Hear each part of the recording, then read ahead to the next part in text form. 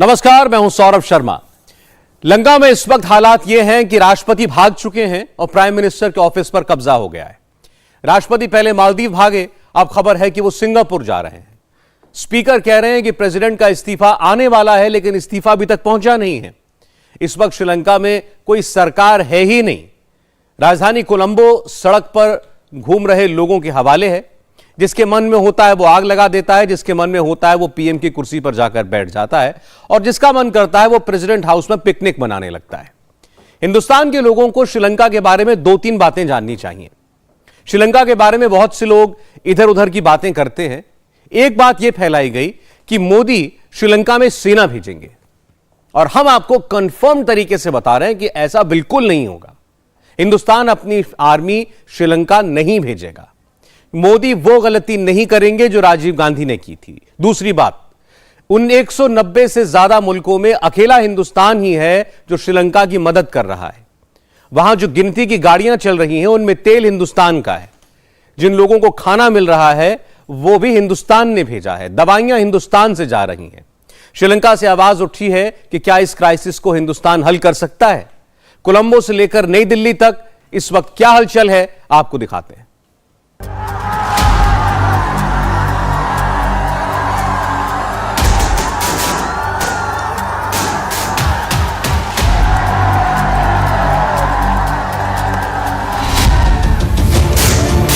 श्रीलंका में गोले चलने लगे। 25 सेकंड के अंदर 50 गोले। गिनना मुश्किल, यहां रुके रहना तो और भी मुश्किल।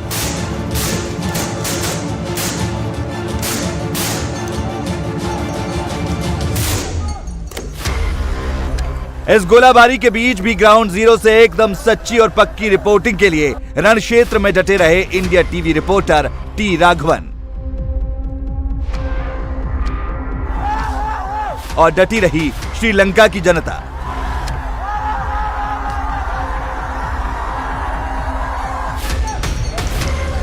आज श्रीलंका की सेना का गोला बारूद कम पड़ गया। पीएम हाउस के पास तैनात आर्मी के पास आंसू गैस के जितने गोले थे वो सारे दाग दिए गए, लेकिन कोलंबो फिर भी काबू में नहीं आया।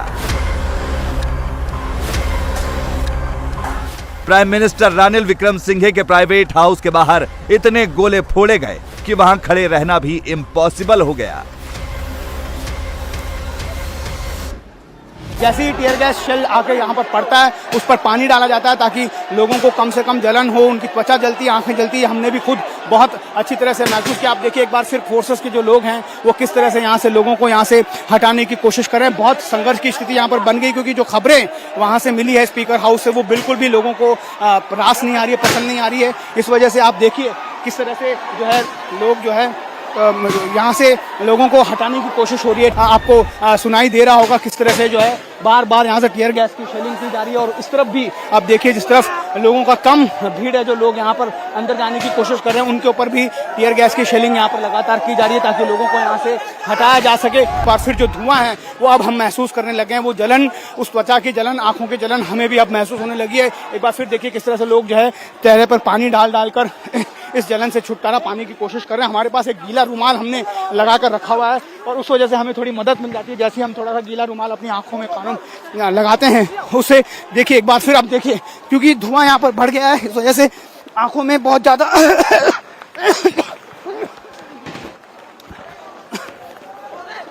आंखों में बहुत ज्यादा जलन हो गई है।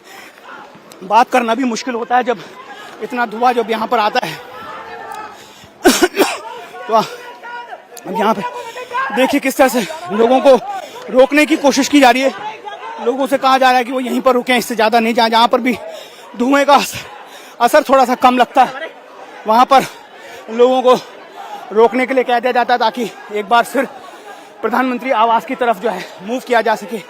आप देखिए किस तरह से जो है आंखों में बहुत ज्यादा जलन जो है ये धुआं पैदा करता है। देखिए किस तरह से टीयर गैस की वजह से एक प्रोटेस्टर्स हैं वो घायल हुए हैं। उन्हें यहाँ पर लोग जो है उन्हें अटेंड कर रहे हैं और उन्हें बहुत ज़्यादा लगता है कि टीयर गैस का धुआं भूसा है। जब मैं आपसे बात कर रहा हूँ उस वक्त हमारे कैमरामैन शिशिर भी अपनी आंखों में, बॉडी में पूरा पानी जो है वो डाल रहे हैं ताकि इस धुएं का असर थोड़ा कम हो। श्रीलंका पहले कंगाल हुआ, फिर आपातकाल लगा। अब आगे का सवाल है। आज श्रीलंका के पीएम ऑफिस पर कब्जा हो गया। किसी दूसरे देश ने नहीं, किसी दूसरे देश की सेना ने नहीं, श्रीलंका की अपनी जनता ने पीएम ऑफिस में घुसकर श्रीलंका का झंडा फहरा दिया। 4 दिन पहले श्रीलंका की जनता राष्ट्रपति भवन में घुसी थी। राष्ट्रपति भवन के बाद आज पीएम ऑफिस का नंबर था। कल तक जहां बिना इजाजत घुसना नामुमकिन था, कोलंबो के फ्लावर स्ट्रीट का वही पीएम ऑफिस आज पब्लिक पार्क बन गया। ये सीढ़ियां हैं जो प्रधानमंत्री के आवासीय कार्यालय है उससे आगे बढ़ती है। सीढ़ियों से अगर होते हुए हम ऊपर की तरफ जाएं जहां पर ऑलरेडी लोगों ने इस पूरे भवन को कब्जे में ले लिया है। इसके बाद देखिए किस तरह से लगातार यहां पर तालियां बजाई जा रही हैं। जो भी लोग, श्रीलंका के आम लोग इस बिल्डिंग को देखने के लिए आ रहे हैं, उन्हें ताली बजाकर उनका स्वागत किया जा रहा है। सिक्योरिटी फोर्सेस के लोग भी आपको यहाँ पर नज़र आ रहे हैं, लेकिन उन्होंने भी जिस तरह से रिस्ट्रेन किया अपने आप को, ज़्यादा फोर्सेस का इस्तेमाल नहीं किया, उसके बाद उन्हें भी यहाँ से आसानी से सेफ पैसेज दिया जा रहा है। हमारा वेलकम भी किया जा रहा है, कह रहे हैं please come inside and take the visuals, videography. ये देखिए यहाँ पर अब उस जगह पर पहुँच गए, छत पर, जहाँ सबसे पहले बड़ी तादाद में लोग पहुँचे थे और यहाँ पर उन्होंने इस राष्ट्रपति के आवासीय कार्यालय, प्राइम मिनिस्टर ऑफिस जो है उसको कब्जा कर लिया। इसके पीछे की तरफ ये रास्ता जो फ्लावर रोड का देख रहे हैं, इसके पीछे की तरफ उनका प्राइवेट रेसिडेंस है, उस तरफ से उसको छोड़ा गया है और यहाँ पर फिलहाल जो है प्राइम मिनिस्टर का जो ऑफिस है उसे पूरी तरह से यहाँ पर कैप्चर कर लिया गया है। ये एक बड़ी मुहिम है, बड़ी जीत है श्रीलंका की जनता और जो प्रोटेस्टर्स इसके पीछे हैं, उनका ये दावा है कि उन्होंने एक बड़ी जीत हासिल की है और अगली चढ़ाई पार्लियामेंट की है, संसद की है, अगर रणिल विक्रमसिंघे अपनी कुर्सी नहीं छोड़ते हैं। एक बार फिर देखिए, जैसे ही यहाँ पर श्रीलंका का झंडा फ्लैग पोस्ट पर फहराया जा रहा है, लोग ताली बजाकर उसका इस्तकबाल कर रहे हैं, उसका स्वागत कर रहे हैं, क्योंकि ये अब लोगों का कहना है कि ये जनता की लड़ाई है और इस लड़ाई में जनता की जीत हो रही है। एक एक कर सारे ऐतिहासिक जो इमारतें हैं कोलंबो की, जो राजनेताओं से जुड़ी हुई है, उसे एक एक कर यहाँ पर कब्जे में लिया जा रहा है। श्रीलंका में अब आगे क्या होगा? श्रीलंका की पुलिस फेल हुई तो आज सेना आई। श्रीलंकन आर्मी ने एयरफोर्स भी बुलाई। जमीन और आसमान दोनों जगहों से निगरानी शुरू हुई, लेकिन जनता के गुस्से के आगे सेना भी फेल हो गई।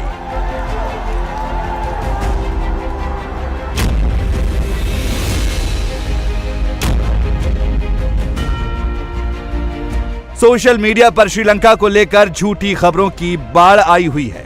मोदी विरोधी जानबूझकर ऐसी खबरें प्लांट कर रहे हैं और सोशल मीडिया में उसे फैला रहे हैं।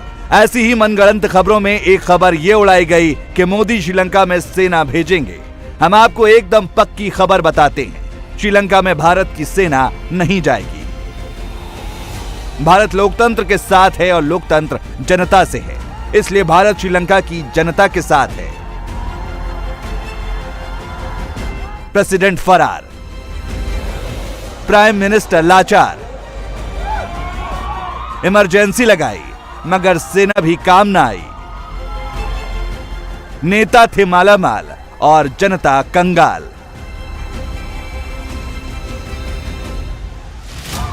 श्रीलंका के हालात पर हिंदुस्तान की पैनी नजर है। दुनिया यूक्रेन को देख रही थी, रायता श्रीलंका में फैल गया। भारत के एकदम करीब जनता अपनी सरकार से बगावत कर रही है, लेकिन मोदी कोई गलती नहीं करेंगे। श्रीलंका की जनता को दबाने के लिए मोदी सेना नहीं भेजेंगे। श्रीलंका पर कोई विदेशी आक्रमण होता तो बात दूसरी होती, तब मोदी का अप्रोच दूसरा होता। श्रीलंका में जनता सड़क पर है, इसलिए मोदी का अप्रोच अलग है। कोलंबो में भारतीय उच्च आयोग का ऑफिशियल स्टेटमेंट पढ़ें तो इसमें साफ साफ लिखा है कि भारत अपनी सेना श्रीलंका नहीं भेजेगा। ऐसी रिपोर्ट और ऐसा कोई विचार भारत सरकार की सोच में नहीं है। उच्च आयोग ने दूसरे ट्वीट में लिखा है कि भारत श्रीलंका के लोगों के साथ खड़ा है, जो लोकतांत्रिक सेटअप में अपनी आशाएं और उम्मीद पूरी करना चाहते हैं।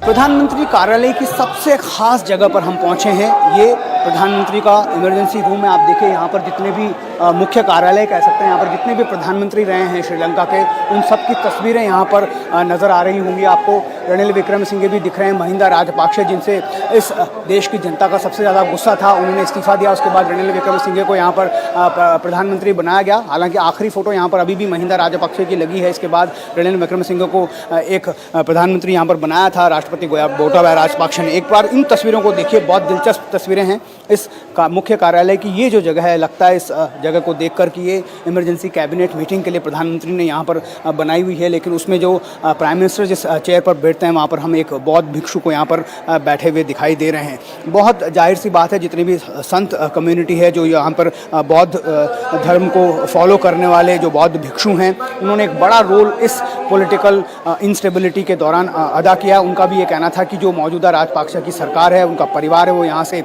चला जाए, सरकार को छोड़ दे, सत्ता को छोड़ दे। इसीलिए यहाँ पर लगातार वो भी इस प्रोटेस्ट का हिस्सा बन रहे थे। और आज इस मेन जो ऑफिस है प्राइम मिनिस्टर का, जहाँ पर इमरजेंसी कैबिनेट की मीटिंग होती है, वहाँ पर हमने देखा कि किस तरह से बौद्ध भिक्षु भी यहाँ पर बैठे हैं। एक बार फिर यहाँ से बाहर निकलते हैं तो फिर एग्जिट की तरफ हम पहुँच जाते हैं। तो ये प्रधानमंत्री के कार्यालय के अंदर की तस्वीरें, और जैसे जैसे मैं बात कर रहा हूँ आपको तालियों की गड़गड़ाहट भी सुनाई दे रही होगी। वो लोग जो यहाँ पर इस कार्यालय को अब देखने आ रहे हैं, उनका वेलकम, जो प्रोटेस्टर्स जिन्होंने पूरे दिन के स्ट्रगल के बाद इस भवन को अपने कब्जे में किया, वो इस जो भी आम लोग यहाँ पर देखने आ रहे हैं, उनका इस्तेकबाल कर रहे हैं, उनको यहाँ पर वेलकम करते हुए दिखाई दे रहे हैं। प्रेसिडेंट हाउस, पीएम ऑफिस और आर्मी, श्रीलंका का पूरा सिस्टम बैठ गया है। राजपक्षे फैमिली ने जिस चीन के हाथों में अपने देश को गिरवी रख दिया, उस चीन ने भी हाथ खींच लिया है। श्रीलंका की इकोनॉमी पाताल में है और कीमतें आसमान में। पानी की एक बोतल 200 रुपए, 1 लीटर पेट्रोल 470 रुपए, 1 लीटर डीजल 460 रुपए, 1 लीटर दूध 263 रुपए, एक ब्रेड की कीमत 150 रुपए, 1 किलो आलू 250 रुपए और 1 किलो मिर्च 750 रुपए। पूरी दुनिया ने श्रीलंका को उसके अपने हाल पर छोड़ दिया है, लेकिन भारत श्रीलंका के साथ है। श्रीलंका के लिए क्रेडिट लाइन मोदी ने खोली है। विदेशी कर्ज की किश्त चुकाने के लिए पैसा मोदी ने दिया है। मोदी ने हाल में श्रीलंका को 380 करोड़ डॉलर दिए हैं। रुपए में कन्वर्ट करें तो यह रकम 30,000 करोड़ बैठती है। मोदी सिर्फ पैसे से मदद नहीं कर रहे, वो अनाज, खाद और तेल भी श्रीलंका को दे रहे हैं। भारत ने श्रीलंका को 16,000 मीट्रिक टन गेहूं दिया, 11,000 मीट्रिक टन चावल की सप्लाई की। इसके अलावा मोदी ने 44,000 मीट्रिक टन खाद भिजवाया, जिससे वहां कृषि उपज बढ़े और महंगाई कम हो। ऐसे समय जबकि श्रीलंका में 1-1 लीटर पेट्रोल डीजल मिलना मुहाल है, तब भी भारत वहां की एम्बुलेंस को तेल दे रहा है। कोलंबो में इंडियन ऑयल के पेट्रोल पंप से 209 एम्बुलेंस को प्रायोरिटी बेसिस पर डीजल दिया जा रहा है, ताकि श्रीलंका के मरीजों को दिक्कत ना हो और उन्हें सही वक्त पर इलाज मिल सके। पेट्रोल डीजल की किल्लत से श्रीलंका के स्कूल कॉलेज तक बंद करने पड़े हैं। ऐसी हालत को बदलने के लिए श्रीलंका के लोग प्रेसिडेंट हाउस और पीएम ऑफिस में घुस रहे हैं।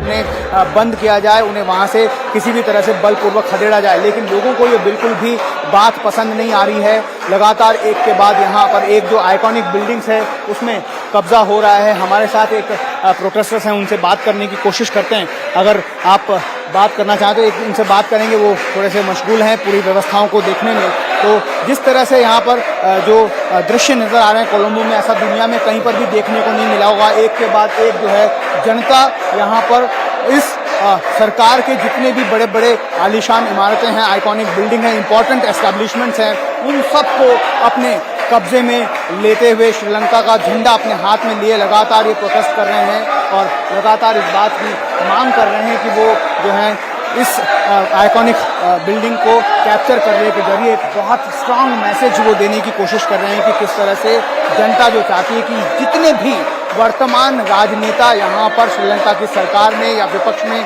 मौजूद हैं, वो उन्हें नहीं चाहिए। जाहिर तौर पर एक फ्रेश इलेक्शन की बात हो रही है। हमारे साथ एक प्रोटेस्टर हैं जो इंग्लिश में बात कर सकते हैं, उनसे बात करते हैं। This is our main victory. We will say to both the president and our prime ministers, please resign your positions.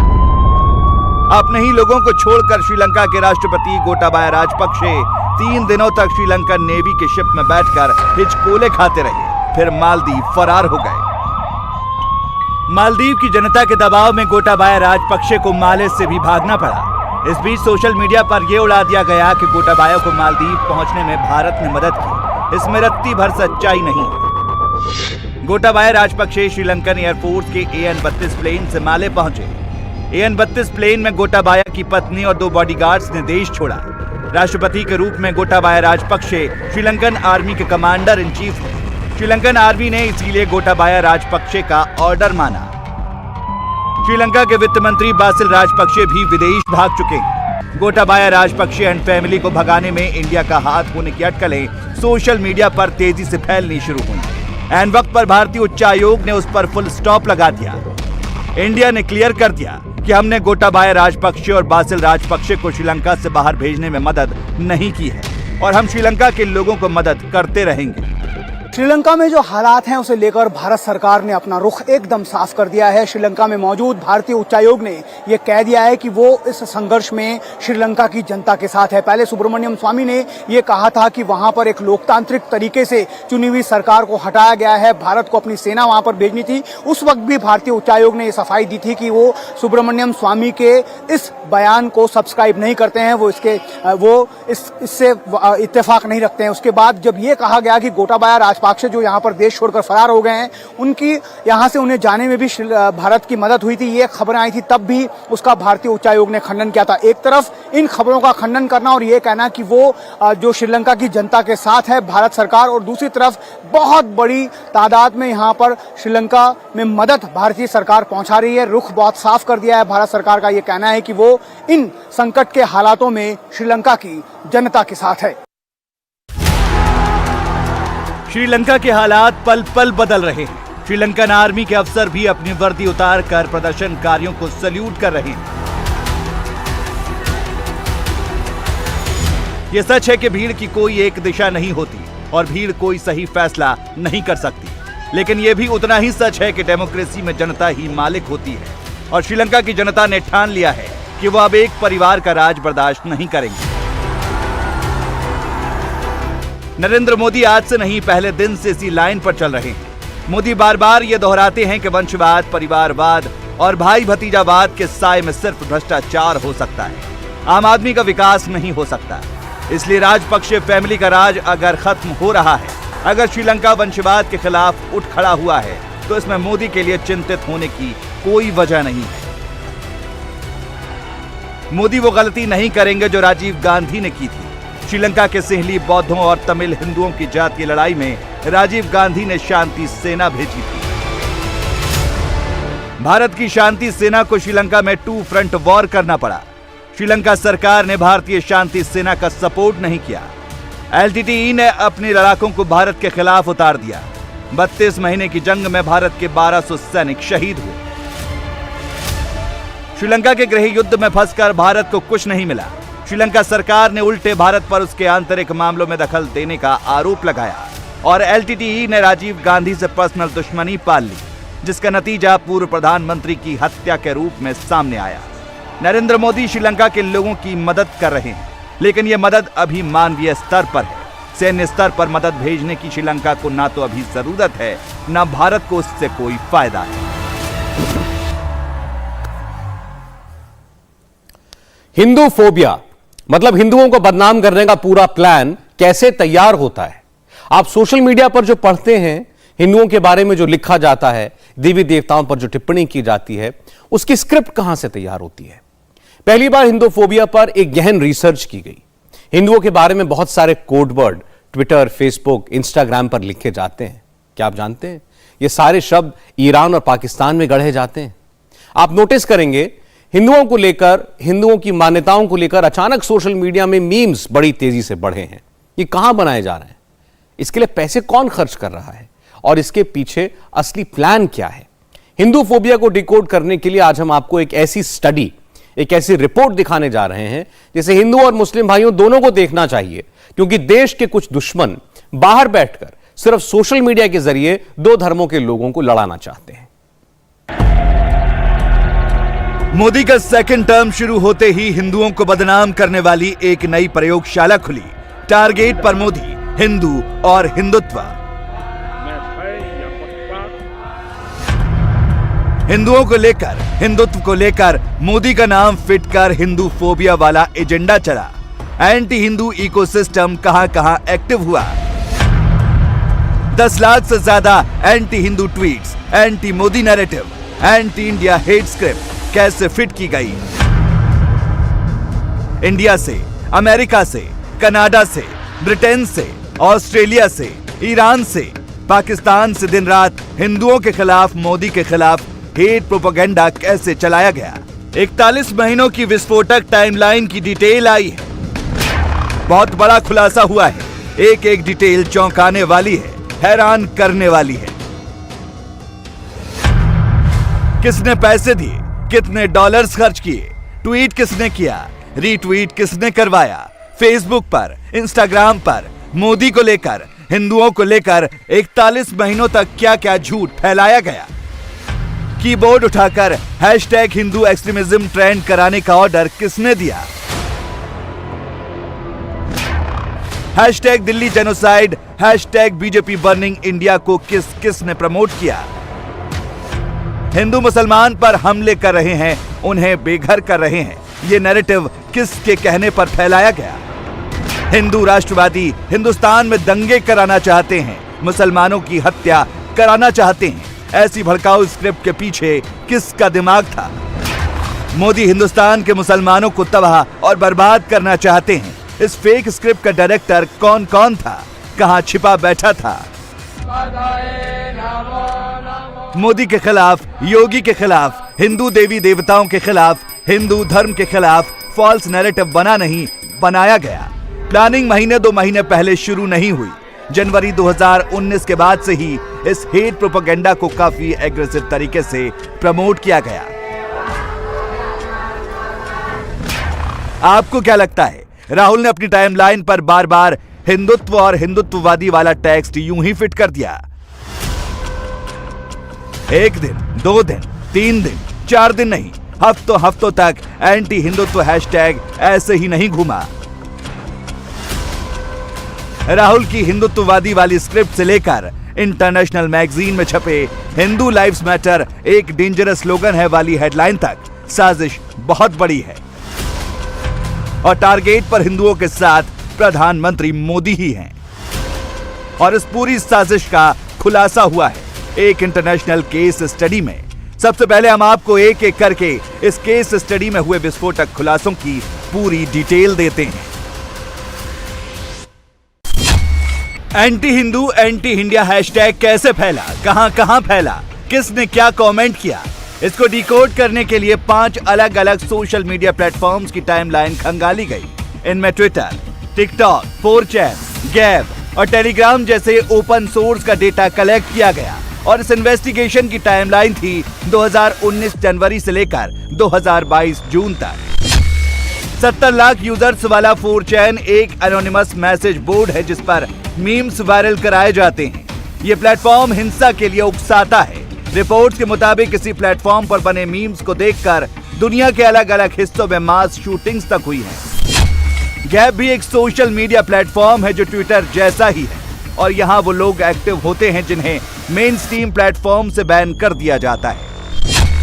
इसके अलावा एंटी हिंदू नैरेटिव को प्रमोट करने के लिए 50 करोड़ एक्टिव मंथली यूजर्स वाले टेलीग्राम का भी इस्तेमाल किया गया। 41 महीनों तक लगातार सारे प्लेटफॉर्म्स को टूल के तौर पर इस्तेमाल किया गया और बार बार हिंदुत्व फिट करके मोदी पर अटैक किया गया। 26/11 हमलों का जिक्र करके पाकिस्तान ने हिंदू नैरेटिव चलाया तो किसी ने स्वास्थ्य के निशान वाले शख्स का चित्र बनाकर हमले के लिए उकसाया। इन्वेस्टिगेशन की शुरुआत में शॉकिंग चीज पता चली। कट्टरपंथियों ने, मोदी के दुश्मनों ने प्रधानमंत्री पर हमले के लिए हिंदुओं को टारगेट करने के लिए अलग अलग मीम्स फैलाए, कोड वर्ड्स का इस्तेमाल किया। इसे कुछ उदाहरण से समझिए। 4chan नाम के प्लेटफॉर्म पर हिंदुस्तानियों को टारगेट करने के लिए पाजीत नाम वायरल कराया गया। नस्लीय टिप्पणी की गई, इसे हिंदू से जोड़ दिया गया। जब ये इन्वेस्टिगेशन और आगे बढ़ी तो ये पता चला कि इस्लामी कट्टरपंथी और व्हाइट सुप्रीमेसिस्ट दोनों मिलकर कोड लैंग्वेज में हिंदुओं के खिलाफ नरसंहार का मैसेज फैलाते दिखे। इसका सबूत एक पाकिस्तानी हैंडल पर मिला जो 26/11 हमलों में मारे गए लोगों का मजाक उड़ाता दिखा और तिलकधारी भगवा कपड़े पहने हिंदुओं को कमजोर, परेशान और रोता हुआ दिखाकर हिंदुओं पर हमले को उकसाता दिखा। हमारी रिपोर्ट की मेन फाइंडिंग है कि पिछले 3 सालों में हिंदू फोबिया काफी तेजी से बढ़ी है ऑनलाइन स्पेसेस में। इन पर्टिकुलर हमारे पेपर में ये दिखाया गया है कि पाजीत शब्द एक नया शब्द है जिसका उपयोग 2019 से कई गुना ज्यादा अब 2022 में यूज हो रहा है। हिंदू फोबिया जो हम देख रहे हैं वो केवल पिछले 3 या 8 साल की बात नहीं है। हालांकि हाँ, पिछले 3 साल में हमने online Hindu phobia social media पे उसमें काफी बढ़त देखी है। हिंदू फोबिया को बढ़ाने की साजिश में काफी लोग इन्वॉल्व हैं एंड इनफैक्ट मैं ये कहूंगा कि ऐसा कोई स्पेसिफिक एक एक्टर या एक ग्रुप इन्वॉल्व नहीं है। हमारी रिपोर्ट के तहत जो सबसे ज्यादा इस में सम्मिलित हैं वो हैं यहाँ के यानी यूएस के white nationalist extremist groups and इसके अतिरिक्त जो ग्लोबल एक इस्लामिस्ट नेक्सस है जो कि बहुत सारे ग्रुप्स एंड बहुत सारे देशों को कंप्राइज करती है, वो भी इसमें सम्मिलित है। जब हमने अलग अलग प्लेटफॉर्म्स पर हिंदुत्व विरोधी एजेंडे को पुश करने वाले इकोसिस्टम की और पड़ताल की तो चौंकाने वाली बात पता चली। 4chan नाम के प्लेटफॉर्म पर जनवरी 21 से लेकर मार्च 2022 तक पाजीत, जिसे हिंदू कहा गया, उस पर 100-200 नहीं हजारों कमेंट्स हुए। इसी तरह गैप नाम के प्लेटफॉर्म पर इसी टाइम पीरियड में हिंदू के साथ हजारों हेट स्क्रिप्ट लिखी गई। टेलीग्राम पर पाजीत और हिंदू दोनों पर कई भड़काऊ कमेंट्स मिले। यहां नोट करने वाली बात यह है कि 2019 से पहले पाजीत शब्द का जिक्र करके हिंदुओं और हिंदू धर्म को टारगेट करने की बात सामने नहीं आती थी, मगर 2020 के बाद इसमें अचानक तेजी आई और आज इस टर्म को हर रोज 250 बार से ज्यादा इस्तेमाल किया जाता है। इन्वेस्टिगेशन में यह भी निकलकर सामने आया कि 4chan नाम के प्लेटफॉर्म पर पाजीत, हिंदू और इंडिया पर जिन लोगों ने भड़काऊ कमेंट्स किए उनमें से करीब 12,000 अमेरिका के थे, 5,000 के लगभग इंडिया के थे, 3,000 के आसपास कनाडा के थे, 2,500 के करीब ब्रिटेन के थे और 2,000 के करीब ऑस्ट्रेलिया के थे। सिर्फ कमेंट्स ही नहीं हुए, वीडियो भी बने, वीडियो शेयर भी हुए। ऐसे anti Hindu, anti India videos को लाखों व्यूज भी मिले। एग्जाम्पल के तौर पर कैलिफेट रिवाइव नाम के हैंडल से गजवाए हिंद की कॉल दी गई। मोदी मुसलमानों पर अत्याचार कर रहा है जैसा नैरेटिव सेट करने की कोशिश हुई। हिंदुस्तान में मुसलमानों का बोलबाला होगा, हिंदुओं का हाल बुरा होगा, ऐसे मीम्स भी वायरल कराए गए। हर बार हिंदुओं को कमजोर दिखाया गया। नवंबर 21 में पराग अग्रवाल जब ट्विटर के सीईओ बने तो ब्राह्मण ऑक्यूपाइड गवर्नमेंट वाला टैक्स ट्रेंड कराया गया, हिंदुओं को नीचा दिखाया गया। मकसद सिर्फ हिंदुओं के खिलाफ एजेंडा चलाना नहीं था, हिंदुस्तान को कमजोर साबित करना था। तभी तो राष्ट्र हिंदू, नेशनलिस्ट, रिलीजन जैसे शब्दों को बार बार फैलाया गया। इसमें ईरान का भी बहुत बड़ा रोल था। यानी देश के भीतर हो या देश के बाहर, मोदी के ऐसे दुश्मनों का हिंदुत्व के बहाने सियासी स्कोर सेटल करने वाले कैरेक्टर्स का इरादा एक ही था, इंडिया में पॉलिटिकल अनरेस्ट पैदा करना, दंगा फसाद कराना, माहौल बिगाड़ना, हिंदू और मुसलमानों के बीच खाई पैदा करना। अब ये भी देखिए कि इसके लिए और क्या क्या फैलाया गया। 2020 के दिल्ली दंगों के दौरान बार बार ये थ्योरी घुमाई गई कि भारत के हिंदू दिल्ली की सड़कों पर मुसलमानों की हत्या कर रहे हैं। हिंदुओं को बदनाम करने के लिए, मोदी को टारगेट करने के लिए इस ट्रोल आर्मी ने बाकायदा ह्यूमन राइट एक्टिविस्ट, इंटरनेशनल अखबार और टीवी चैनल्स को टैग किया। वो सिर्फ एक नहीं था, और भी हैशटैग थे, जैसे India out, Hindu Nazi, Sanghi Nazi, free Assam, free Kashmir, free Nagaland. This research project was about Hinduphobia and a case study of anti-Hindu disinformation on social media platforms. We began with open source intelligence analysis to identify the ethnic slurs, slogans, and code words that extremist communities were using against Hindus.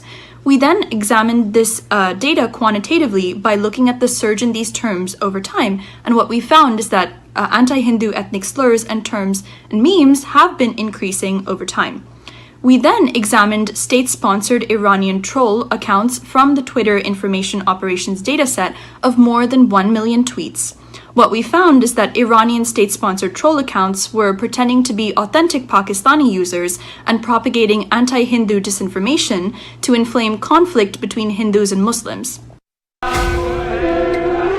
जो लोग हिंदुत्व को target करके मोदी को कमजोर करना चाहते हैं, India को लेकर इंटरनेशनली फॉल्स नैरेटिव बनाना चाहते हैं, दरअसल वो कुछ और नहीं, पिछले 8 सालों से चला रहा प्रपंच है। सबकी पीड़ा ही यही है कि मोदी हिंदुस्तान के प्रधानमंत्री हैं और यही उनसे बर्दाश्त नहीं हो रहा।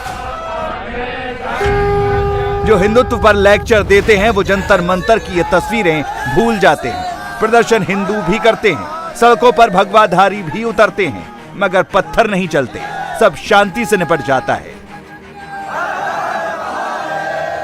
एक सतर्क समाज, हमने दिल्ली में लोगों को निमंत्रण किया। 2 दिन के समय में 70,000 लोग इकट्ठा होकर के मंडी हाउस से पार्लियामेंट तक, जंतर मंतर तक गए थे। एक सतर्क समाज, एक संगठित समाज, एक सतर्क सरकार, यह दोनों का मिलकर काम करना इतना मजबूत है कि दुनिया में हमारे विरोध करने वाली जितनी भी शक्तियां हैं, उन सब शक्तियों का हम मुकाबला करके उनको परास्त कर सकेंगे। इस सदी में भारत के उदय को कोई रोक नहीं पाएगा। मगर जब धर्म विशेष के लोग सड़कों पर निकलते हैं तो पत्थर चलता है, सिर फूटता है, आग लगती है।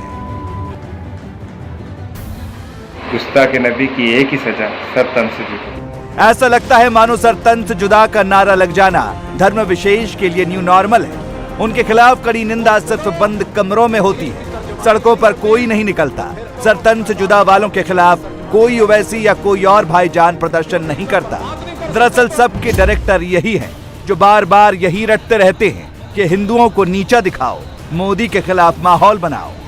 जिहादी कट्टरवादी जो तत्व है वो आम मुसलमान को भड़काकर इस रास्ते पे ले जाने का प्रयत्न करते हैं। एक ऑर्डिनरी मुस्लिम परिवार, उसकी चिंता क्या होगी? रोजी की होगी, रोटी की होगी, बच्चों को पालने की होगी, शिक्षा की होगी। इस सब में से हटा करके उसको हिंसा के मार्ग पे ले जाना, अवैध कामों के लिए बढ़ाना, इस तरह का साहित्य बेचना। दंडित तो ये लोग होते हैं ना जो इस तरह का साहित्य बेचने के लिए कुछ थोड़े से रुपए के लालच में जाते हैं। मुसलमानों में भी एक सुधारवादी आंदोलन खड़ा होना चाहिए जो इन तत्वों का निषेध करे।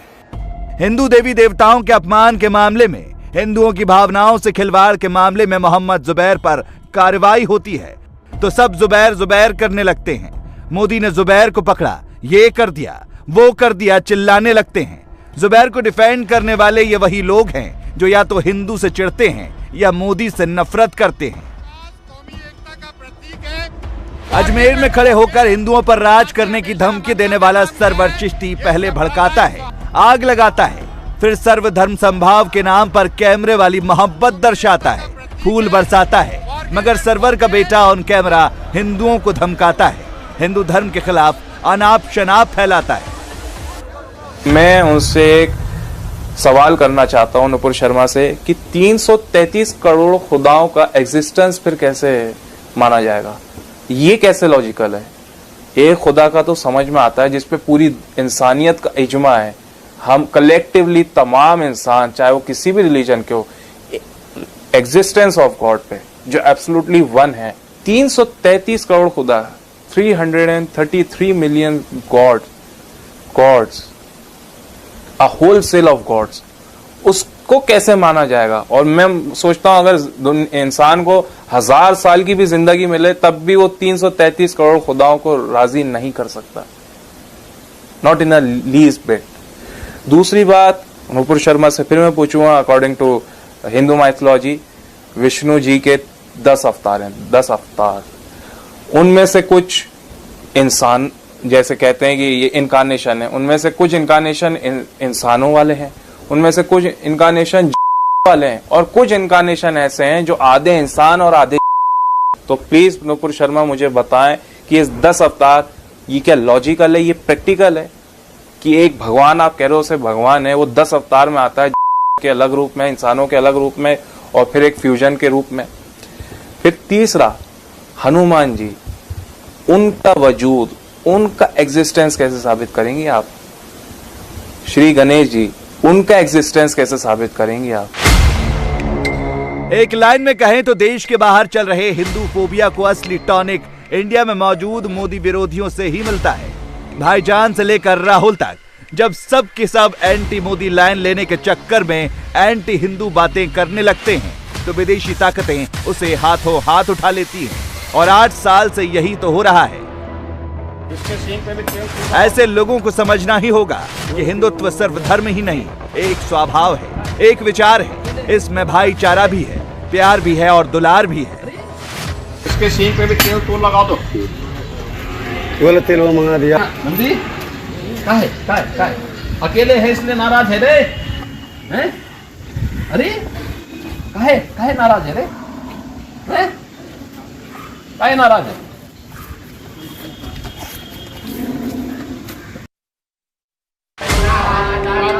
हिंदू कौन है, हिंदुत्व क्या है, मोदी के दुश्मन, योगी के दुश्मन, ये कभी नहीं समझ सकते, मगर देश की जनता सब अच्छी तरह जानती है। कृष्ण जन्माष्टमी के आयोजन, विजयादशमी, दीपावली, होली, मकर संक्रांति, यानी पर्व और त्योहारों की एक लंबी परंपरा है। नागपंचमी का भी आयोजन होता है। ये जितने भी आयोजन हैं इस सृष्टि से जुड़े हुए किसी युगांतरकारी घटना से जुड़े हुए वे महत्वपूर्ण पक्ष हैं जिसने मानव कल्याण के मार्ग में एक बड़ी भूमिका का निर्वहन किया। भारत की परंपरा में गुरु पूर्णिमा का भी अपना महत्व है। जैसे जैसे हर दूसरे दिन हिंदुत्व और हिंदुओं के खिलाफ एजेंडा चलाने वालों की पोल खुल रही है, मोदी के, योगी के खिलाफ इंटरनेशनल साजिश के सारे कैरेक्टर्स एक्सपोज हो रहे हैं। उससे एक चीज तो क्लियर है, राहुल का और सारे मोदी विरोधियों का हिंदुत्व विरोधी एजेंडा पंक्चर हो चुका है और अब ये ज्यादा दिन नहीं चलने वाला। सत्य, करुणा, प्रेम, संवेदना, ये लेकर ही भारत का व्यक्ति करता है। जो ताकतवर है वो जी लेगा। Is the law of the jungle, survival of the fittest. This is a truth applicable to animals, not to humans. In humans, the fittest persons will make others survive. The fittest will help weakest to survive. ये मनुष्य की व्याख्या है, उसके जीवन में ये धर्म है। भारत में अब ये ट्रांसफॉर्मेशन दिख रहा है।